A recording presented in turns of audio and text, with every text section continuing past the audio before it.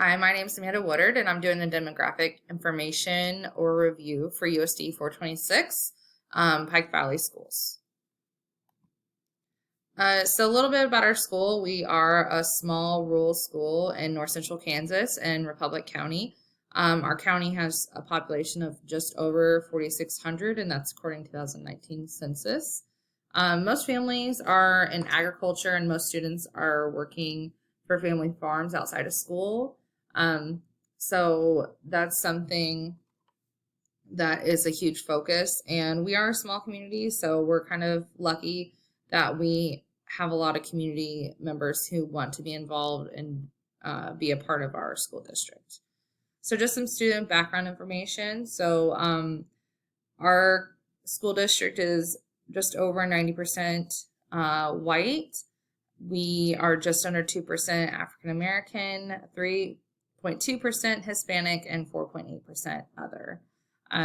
Most of our students, not most, all our students, it says 100% of English speaking homes for our school district. And then our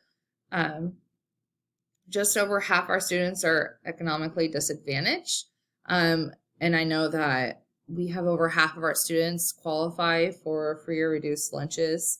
We have 46.03% are female and 53.97% male. So we are pretty even as far as boys and girls in our building. I use the high school for my demographic research and not the whole district. The building I used is our 7 through 12 building. We have 2 buildings in our district. One building is elementary and the other is the junior high and high school where I teach. So academic information. I looked up our results for math, reading, science, and social studies. So this is our math. You can kind of see based on 2019 results where we are as far as testing and where maybe areas we need to focus. Same goes for ELA, and also our science looks very similar. And I did not have any information for social studies, but I know that we will be having assessments in the future to kind of help us with that.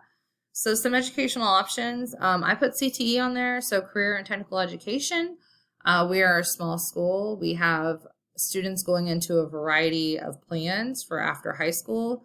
Some are going right to the workforce. We have some going into trade schools, technical schools, community colleges, traditional university.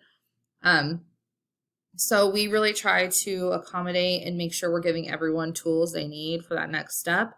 We work with NCK Tech, which is located in Beloit, and that is a trade school, technical school. We also work with Cloud County Community College.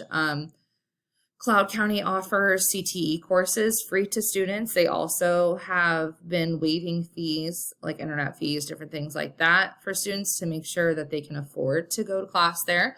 The only thing they usually have to pay for is a book, but we do try to communicate with students who previously take the course to maybe share their book or rent their book or to see if they can just share resources.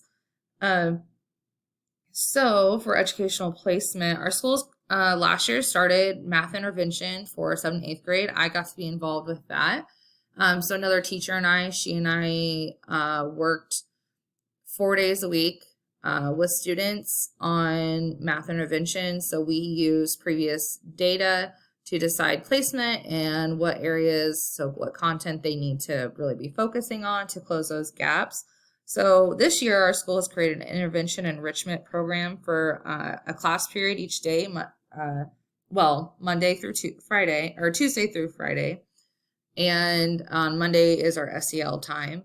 But students are placed in different groups based on their testing results. We are going to begin FastBridge. And so this school year, we're going to go out based off our FastBridge results that we will be getting in the next couple weeks. And then from there, we're going to sit down and evaluate where students need to be placed based on need. And like I said, we have intervention and enrichment. So we really are trying to accommodate all students and make sure, even if you're at grade level, what can we do to push you to that next place. Like, how can we improve on what you have?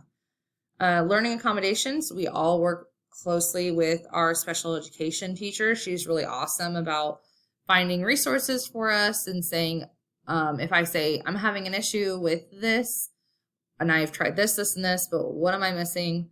She almost always has that additional thing to give a try, that additional strategy.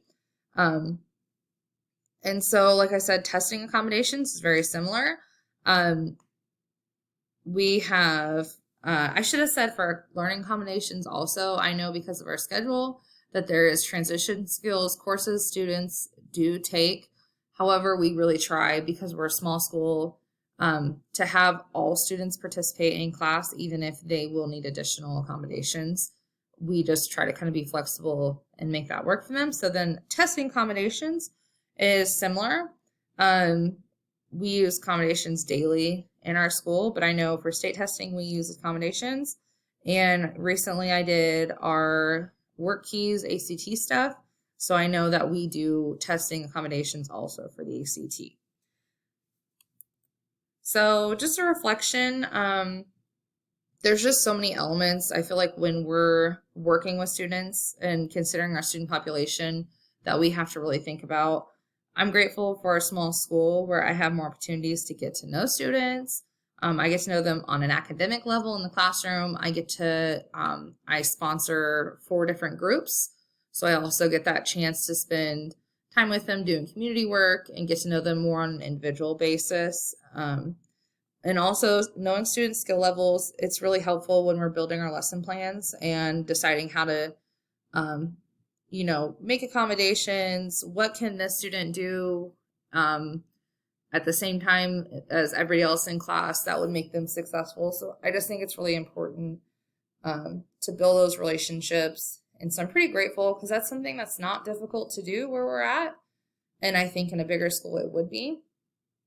So my references here, I just used the Kansas report card. I also attached a Google Doc that I've used in a previous course to kind of assess and record some of my findings. Okay, thank you.